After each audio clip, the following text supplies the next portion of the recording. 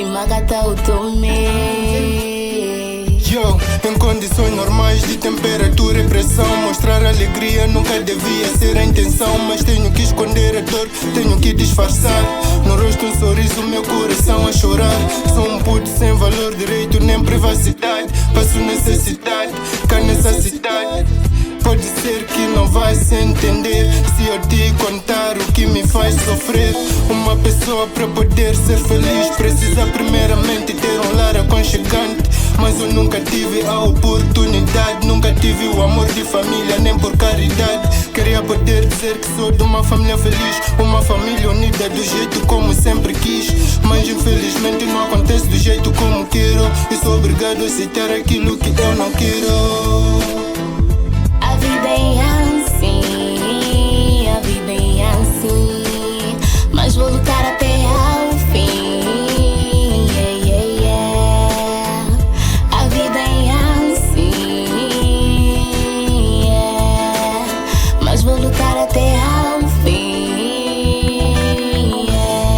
Vou lutar até o fim, por mais que o meu sonho pareça impossível.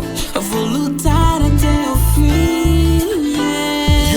Apesar de ser o motivo da tua alegria, apesar dos meus amigos me considerarem master, sou um ser humano cercado de mistérios. Na rua só estar em casa, ninguém me leva a sério.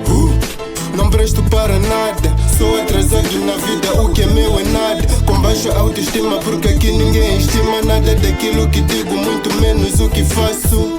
A verdade precisa ser dita, tanta gente egoísta. Quantos tens na tua lista que por terem te ajudado alguma vez se sentem no direito de te ver debaixo de suas leis? A vida é assim, a vida é assim, mas vou lutar até ao fim. A vida é assim,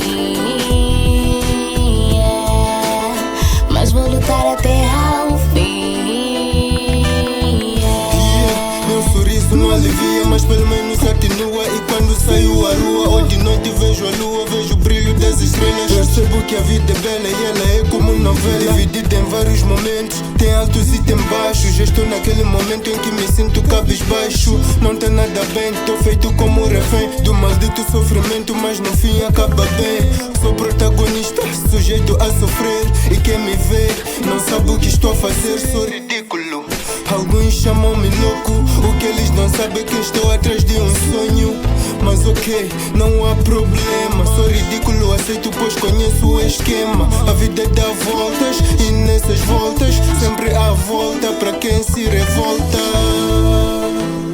A vida é assim, a vida é assim, mas vou lutar